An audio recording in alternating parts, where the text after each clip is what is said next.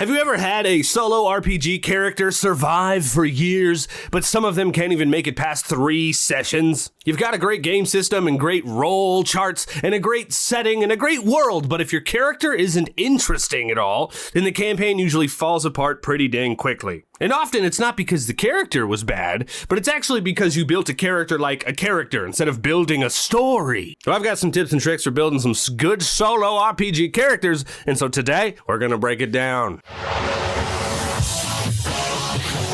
Well, hi, hello, everybody. My name is Turk. Welcome back to the Grouch Couch. Around here, we do all different kinds of solo RPG things, but welcome back to the Solo RPG Academy, where you're going to get to learn everything from A to Z on how to play solo RPG things. Tips and tricks is to do it better. Yes. Previously, we've talked about how to get started using oracles, combat, keeping campaigns alive, and all other kinds of fun stuff. But today we're talking about something that sits right at the center of your solo campaign. And we're not talking about optimizing our characters, and we're not talking about stronger characters, but what we're talking about today are better characters. Characters that generate stories, create problems, and keep you excited to come back to play a little bit more.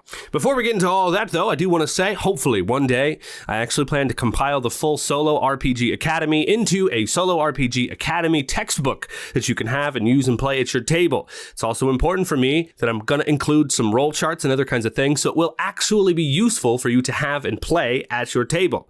If you want to support that project, you can hop over to itch.io. I've got some free PDFs up there, including one for today's video that we'll talk about more later, and you can donate what you want, whatever you think those things are worth, and all the proceeds will go towards making that project come alive. Of course, there'll be a link down in the description to that. Secondly, big shout out to the Couch crew. You guys keeping the show going, keeping us authentic. Thank you so much for supporting the dang show. All of you rock. Lastly, there's new merch on the merch store. Go check out the merch store. Heck yeah.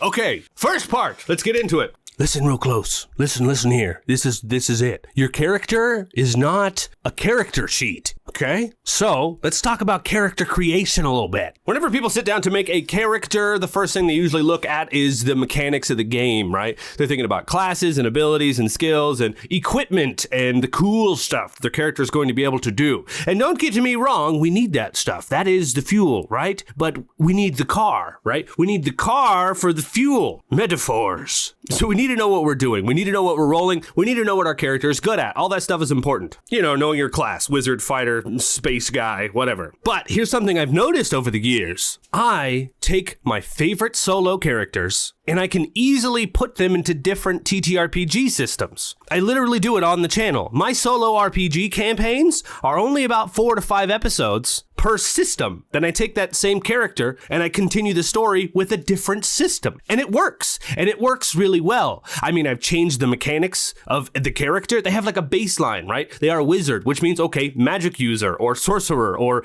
arcane guy in whatever system. Yeah, so we know what they're good at. We'll just use that as a loose line as we hop through systems. And that's fine to do because that's not what's important. But why? Because the characters I built are not stat blocks. The stat blocks help me play the game, but the character helps me play the story. If you've got a strong character, sure, they're probably going to slay no matter what system you throw them into, but if they're clever, they're going to stay clever, you know?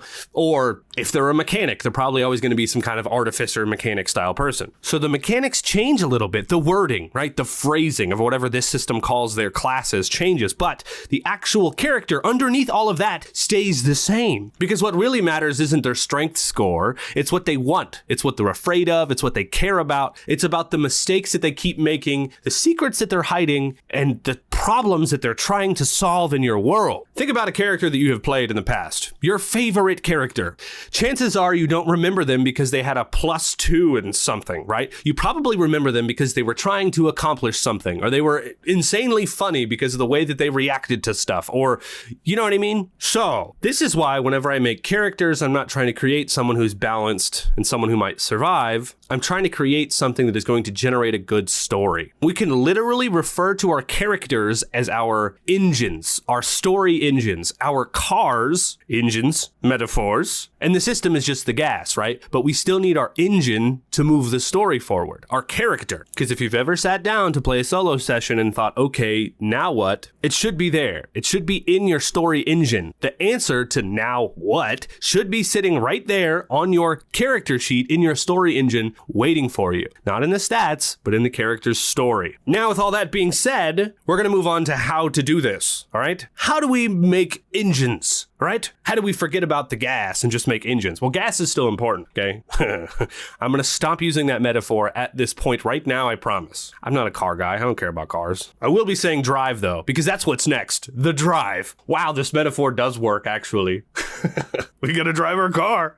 What is driving our engine? Whenever I put this into my textbook later, I should literally call it Cars or Characters or Character Cars or something like that. I don't know. That's the title of the chapter. My goodness. Okay, that's the drive, my lord. It's time for the drive. Put it on the screen if you want to, editing me. This is the drive. This is the story that never goes away. I also talk about the drive as being an overarching story that your character is always following. Okay, let's talk about it a little bit more. The drive, the character's drive. And I don't mean a driver's license. I don't mean a hard drive. I literally put that in my script. I'm so stupid. Why did I write that? I mean, the reason for this character to get out of bed every morning, okay? Go and do dangerous, stupid adventurer things, because if your character doesn't have a strong reason to act eventually, your campaign is going to just start drifting. Skirt, skirt. We're moving away from the car metaphors, but we are drifting, aren't we? Tokyo drifting. Anyways, I know that we're going to start drifting in our story a little bit, not knowing where to go because I've done it, right? I've been there. I am on my solo RPG journey just as much as you are. I'm about 6 years deep right now, okay? And I'm still learning every single day. But from what I've learned here, I've made characters that looked really cool and interesting on paper, right? They've got fun abilities or had some kind of neat equipment. And I thought, oh, this awesome helmet of Schmagenrog is really gonna fuel my character all the way through because they got a bonus to this attack thing.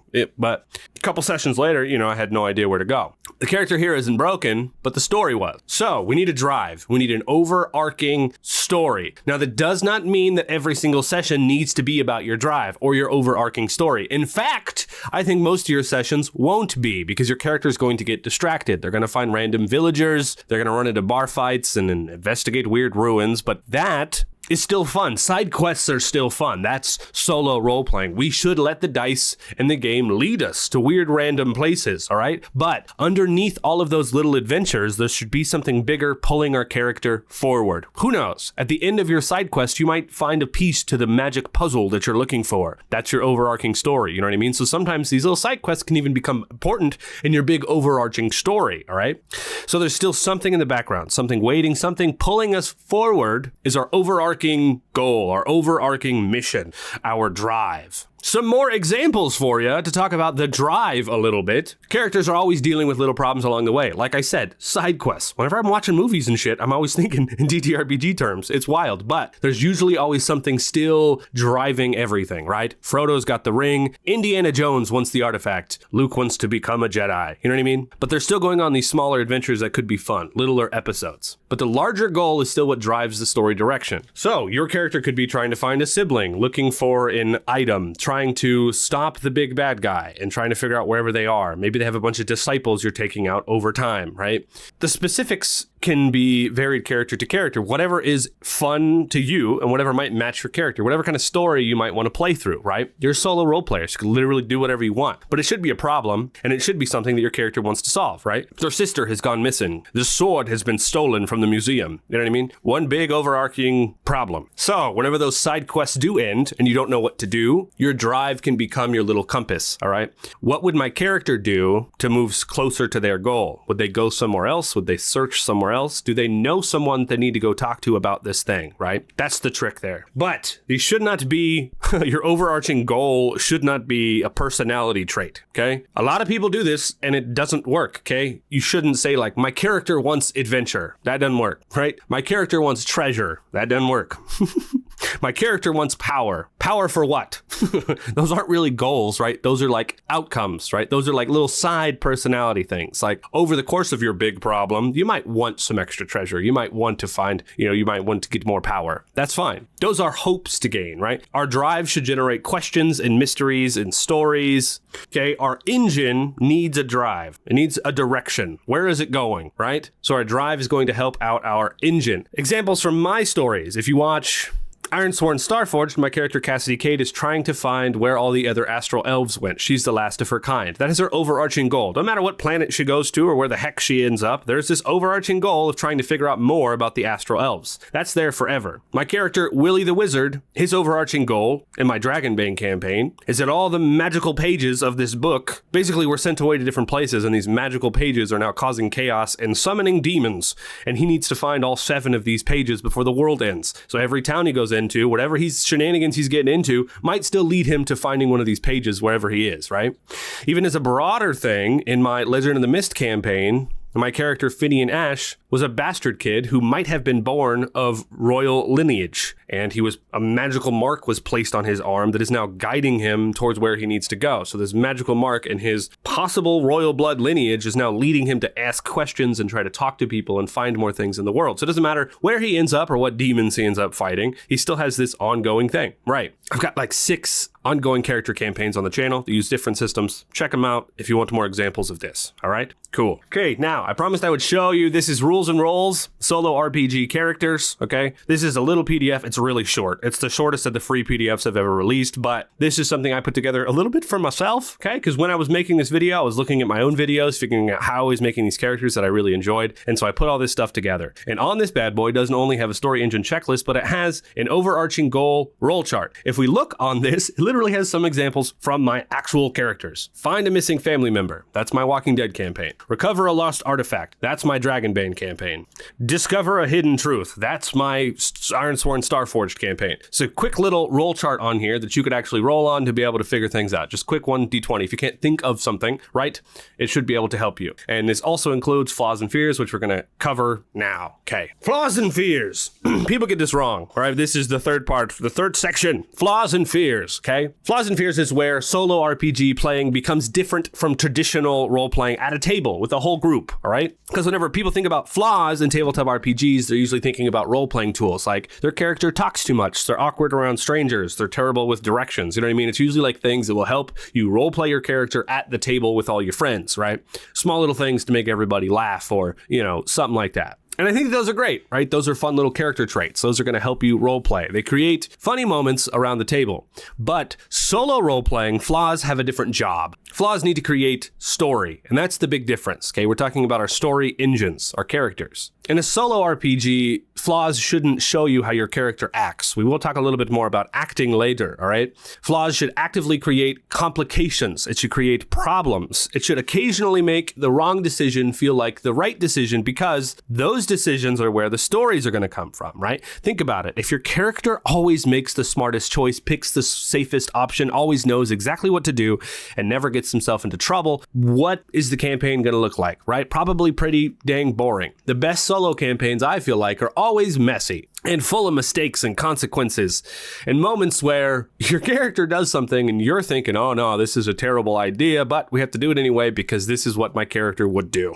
I think that if flaws, they're a little bit hard to act on. They're a little bit hard to play on. So it's an optional thing, all right? I would say probably for more experienced solo role players, you can do flaws and fears, all right? But we need our flaws to be active, okay? Not passive things. We're looking for active flaws, flaws that generate content, literally. My Willie the Wizard campaign is, Willie the Wizard is actively rude and unaware of social cues or anything else like that. So people constantly distrust him and makes it harder for him to get into social situations and groups and other kinds of stuff like that. Constantly cussing at people and calling people a bitch is kind of what he does, which means he kind of needs to put in a little bit more work. He can't just make a charisma check and get whatever he wants. You know what I mean? He needs to put in a little bit more work, which leads me on extra little quests here and there, which can be a lot of fun, right? I need to go recover something or do something for someone before they're going to trust me. I can't just talk my way into a bar. You know what I mean? That's his flaw. Now, we can also talk a little bit about fears, and fears are kind of fun because flaws are what get them into trouble.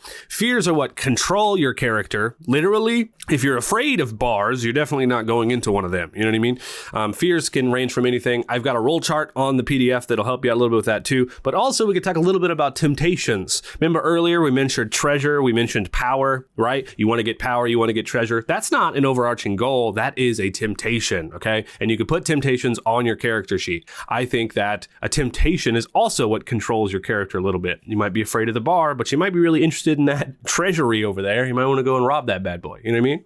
So temptations and fears will also help push your character forward a little bit. So we're like, we have our overarching goal, we know where to go, and we have these extra little things that are going to get us into little shenanigans and make it harder for us to overcome and get to our goal. But that's fun, right? We're role playing through it. We're playing as this character. Now, if you can't remember all the shenanigans I've said in this video, on this PDF, I do have a little paragraph kind of helping to summarize this stuff. I know it's definitely not formatted on video well enough, but we also have our roll chart, okay? And you'll see some of my character's things that I have dealt with in the past are on this roll chart. We also have quick little fears, and I know it's hard to come up with fears because my first thought is always spiders, right? But that just doesn't work in a fantasy game. So we have a little bit deeper ones, okay? Being alone, failure, rejection, losing control. These are fears. You have a fear of losing control, right? That is like if your character's super powerful, that is just such a good story note for a character, all right?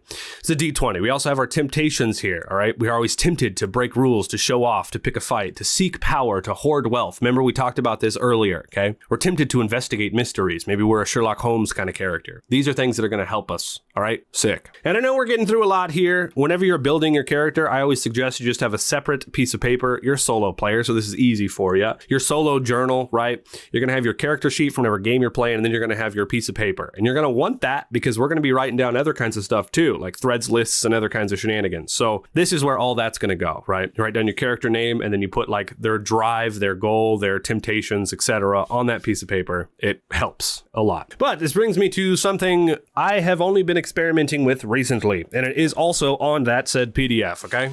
It has changed a little bit about the way that I create characters, but it's something called a core lie. This is like seeing the world through your character's eyes. This is the core lie.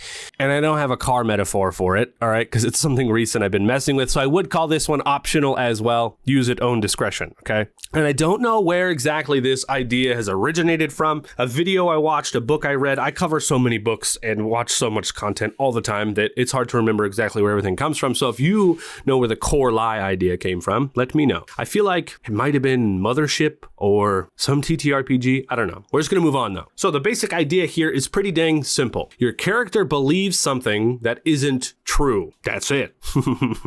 That is the core lie. It is a false belief that they have about themselves or other people or even about the world that you're in. The cool thing about this that I've noticed is once you have this core lie, your role playing as your character becomes a lot easier because now you're not making ideas on what you know, you're making ideas based on what your character believes. And I have even thought about replacing my fears, because they're supposed to help me roleplay a little bit better, replacing the fear section completely with the core lie. Don't even worry about a fear. We're going to do the core lie instead, right? You could do both, of course, but that's what I'm going to start experimenting. So, as an easy example, let's say that our character thinks that nobody can be trusted. No one at all, maybe in the whole world, or maybe in the town that they're in. It could be simplified to just an area, right? While they're there. No one here can be trusted. So now every NPC interaction becomes a little bit more interesting. You're constantly rolling insight checks as your character, checking people out, making sure they actually can be interesting. And you might run into some stuff where, yeah, okay, actually they can't be trusted. And then you've got this whole thing going on, right? You, as the player, know, maybe even, that an NPC is trying to help. And you might even want to trust them and help them. But your character believes that nobody can be trusted. So now you have a lens through which you're viewing the world. Or even less, you could just, your character thinks they need to solve every problem themselves, right? They're pushing people out of the way and doing things themselves because people can't be trusted to do a good job, you know? The main thing about this is that I think the core lie will help with metagaming a little bit, right? Because as solo players, we know a lot. Sometimes we know too much. We know the actual results of the Oracle. We know after we roll the random events, we know about that. It can be difficult to separate player knowledge from character knowledge, right? Imagine a character who believes that they're weak. They're not strong enough to do anything. So they're always asking for help, you know? Or they're trying to find extra ways to do things. Like they can't just open a door, pull a door open. They need a pry bar to make that happen, you know? So you're looking for extra stuff, right? Even though you know your character's strength is 20, they don't think it is, you know? Okay, here's the roll chart for that. Again, a little explanation for it up here, but we have the roll chart for it on here as well. Nobody can be trusted. I'm weak. I don't deserve deserve happiness. Failure defines me. These are kind of like deeper things, all right? I cannot change. My past controls my future. You know what I mean? Stuff like that. This is kind of like, I tell you the truth, I had a hard time coming up with 19 of these. I couldn't even come up with 20 because this is something I'm currently experimenting with. So I suggest you guys print this out, write out your own, you know, stuff like that, roll on them. And if you have some extra ideas for it, make sure to leave it in the comments. And if you guys are looking for extra ideas on it, check the comments. There might be some fun ideas down there. But this is kind of what I've come up with right now, all right? I might update it on itch.io later if I come up with better ideas for it. Something I'm still experimenting with. Cool. This is the next section though as well, all right? I feel like this is one is actually the most important out of all of them. We talked a little bit about character development. Now we're talking a little bit about like gameplay development right here, okay? How we're playing our game, how we're doing our stuff. This is what we're going to talk about now. This is open questions. We're going to want to leave blank spaces on our character sheet, okay? It's one of the best lessons that I have ever learned as a solo role player ever, right? Because when I first started playing, I thought that I needed all the answers before I started. So writing out complete backstories and timelines and family trees, and I wanted to know where my character grew up and what is going on and everything else like that. No, just leave blank spaces. Because the more information you have, I feel like the worse off your campaign's going to be. It's weird, but it's true. Because if you already know everything, there's no discovery, right? There's nothing there left to enjoy or discover. I feel like discovery is half the fun, figuring out not only the world, but figuring out the character, right? While you're playing. So now, whenever I create a character, I don't want all the answers. In fact, I want questions, and I want to write down those questions. And we're going to talk about threads lists and things in a little bit, all right? We're going to be writing down these questions. Examples include, who is my character's father? Why did a strange wizard recognize them? Who mysterious letter they got? Who sent that? They have a scar on their arm. They don't remember where it came from. Where did a scar come from on their arm? Who betrayed them years ago? And I mean, who is their father is literally Star Wars. You know what I mean?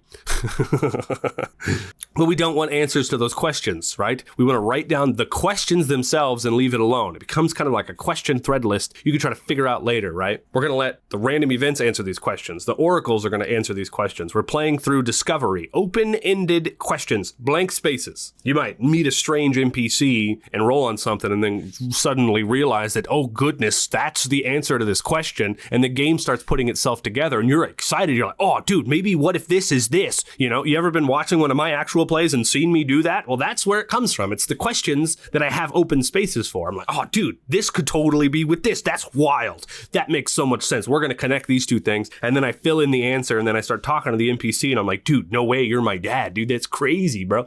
You know what I'm talking about? So don't feel like you need a full backstory before session 1 of your game, all right? You don't need 20 pages. You don't need all your family history and you don't need a detailed timeline. But what you do need are questions of those things, all right? You want those questions. You want that discovery. You want something to sit down and go, maybe we figure this out today. Now, of course, we have this on the PDF as well, and I have some character mystery questions, all right? Missing family member, strange marker scar, missing mentor, hidden identity, a vanished settlement, right? Where did my hometown go? Who is this strange voice that is speaking to me? Why does everyone think I committed a crime? What crime is that? Someone is sending me money. Who is that? An unknown benefactor. Right? And I don't think I have it in this video, but I do have some relationship stuff in here as well, all right? Because this is obvious, I even put it in here, right? This should be included because it's about characters, right? You should make 1 to 3 important NPCs in your story. This is a bonus, all right? And if you don't know who the NPCs should be, I've got some role charts in here. Important NPC role charts. We've got parent, sibling, etc. And then we have their problem, because I think it's good to create an NPC and then create a problem. So like if we roll on scholar, we have a scholar friend, right? And his problem is a rival organization. Now we know, right? We've got a scholar best friend who is in a gang. You know what I mean? So probably another mages college that are fighting. Now we've also got some world building happening, right? That's going to be an NPC we're going to write down. We'll talk more about that a little bit more, but I don't have full coverage of this in this video. Okay. Oh, but I do want to say, I have a couple notes actually. A couple notes on this, is that every NPC shouldn't be 5 paragraphs, right? You don't need everything about them. You see how I just rolled 2 things and then was already like, we know who that person is? Just give them a name, their relationship to you, and what their problem is, all right? They could be important to you. And I think that every character that you make should have 1 to 3, to start, NPCs that are important to them. The one NPC could be the person you're trying to find if that's your overarching goal. I'm trying to find my little brother, right? And you write down your little brother, and then their problem is that they're lost. You got to go and find them, figure out where they are, okay? Every character should have 1 to 3. And we're also going to write those down on our NPCs list. And they don't need to be like in the party or relevant to what's happening right now. They're just in the world somewhere, and we might run into them. They could also, one of them could be in the party, or they could be back at home or something. You know what I mean? At the base, whatever. But you're going to want 1 to 3 characters to ground your character in the world a little bit. And I've actually made this mistake. Willie the Wizard has nobody, but he's met people now. So now he has some friends, right? But he's got no backstory NPCs, no one that I knew before we started. And I actually struggled with that a little bit. So again, I'm learning. I am as much as you are. All right. I just play constantly, all the time. This is my life. Okay. As a second to this, I'm going to talk more about this whenever I talk about companions and NPCs. We're going to be making a video on that in the next couple of weeks while I figure it out and script it out and everything else like that. But split loyalties, all right? NPCs should disagree with your character. They shouldn't always be agreeable with your character. Seriously. I mean, like, make the NPCs argue with your character. They shouldn't always agree with you. That's it. Section over. No, but really, whenever 2 characters want 2 different things, the story becomes a little bit more interesting, right? Maybe one of the people in your backstory, one of your NPCs, completely disagrees with your current overarching goal. Then they kind of become a little bit of a rival, and they're trying to stop you from doing whatever it is that you're doing, right? And that creates even more interesting story. They don't have to be a full-on villain, but they could be trying to go for an opposite thing, right? Maybe you're trying to stop the dam from being built, and your character is trying to build the dam. You know what I mean? Your NPC friend, right? Because I think, like, if you make a character who has a best friend who wants the best for them, and then you create a sibling who wants the best for them, and you create a town that it loves them, and I think that's nice and that's wholesome, but it's also kind of boring, right? Because if everybody agrees all the time, your choices really don't matter. You're just deciding which task to do first. You know what I mean? But think about this for a second as a little bit too. The world doesn't revolve around your character. Crazy, I know. But what if your mentor had goals? What if your rival has its own goals? Your family and your friends, they have their own goals. And sometimes those goals are going to collide with yours. And I think that makes for interesting storytelling. So that is my full NPC section we're going to cover in this video. But for more companions and NPCs, check out another video I'm going to do. Okay. Now, I have a list of some tools that might be able to help you make your characters. Not including my own, all right, that I am releasing for free to you guys. And remember, if you want to pick it up, you want to donate towards making the Solo Academy book become a reality, go ahead and do that. But before we get into those extra tools, I want to talk about roll charts, okay? I've mentioned it a few times. We're writing everything down. Throughout this video, I'm like, write it down. Why? Why am I telling you to write it down? You're like, I'll remember it. Doesn't matter. There's a reason I'm telling you to write it down. One of the biggest advantages to solo role-playing is that we can use our own character for a source of inspiration, right? Our character is our story engine. So what is all this other crap that I've just said? What does it mean? How do we put it into action, okay? Because I'm not only about helping, but showing action, right? How do we do this thing? So when we're building our character, we're writing everything down. And I do mean everything. So writing down our main goal, our rival, our fear of bananas, we're writing it down. And then we're going to number it. Why? Because later when we're playing, we can roll on these lists to see what is relevant to the current scene. This is one of my favorite tricks because it constantly brings your character back into the story, right? Let's say you're traveling down a road and a random event occurs. Instead of inventing something completely from scratch, you can start inventing something and then roll on your story thread chart, and then maybe that event relates to your story. Then it feels like the world is reacting to what your character is currently doing. And I do call these story thread roll charts, all right? Story thread roll charts is a full, just blanket statement about all of these roll charts. It is a story thread roll chart, all right? We're gonna make a quests roll chart. What quests are we on? We're gonna put our main quest, our overarching quest at the top, all of our little side quests at the bottom, all right? So if ever in a situation like, does this relate to a current quest? You could roll yes or no, and then roll on your chart, right? If the second one we're gonna make is our NPCs roll chart, okay? It's gonna have our 1 to 3 first starting NPCs, and every important person that we meet, we're also gonna put on that list. We're gonna say, is this person here? Are they relevant to this here story? And we're gonna roll yes or no, and then we're gonna roll on our NPC roll chart, right? And as characters, die or we move on from those characters, we're gonna erase those characters once those characters are done, right?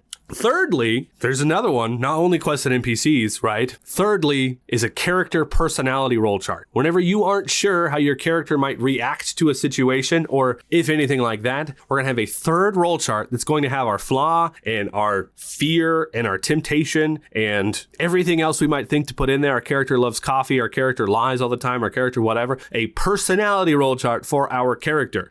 And we're going to say, does our character react in a weird way in this situation, or according to their personality? We roll yes or no, and then we roll on that roll chart, right? And so we're figuring out our quests, our goals, our NPCs, and how our character is reacting to things, and we are improving on that stuff a little bit, right?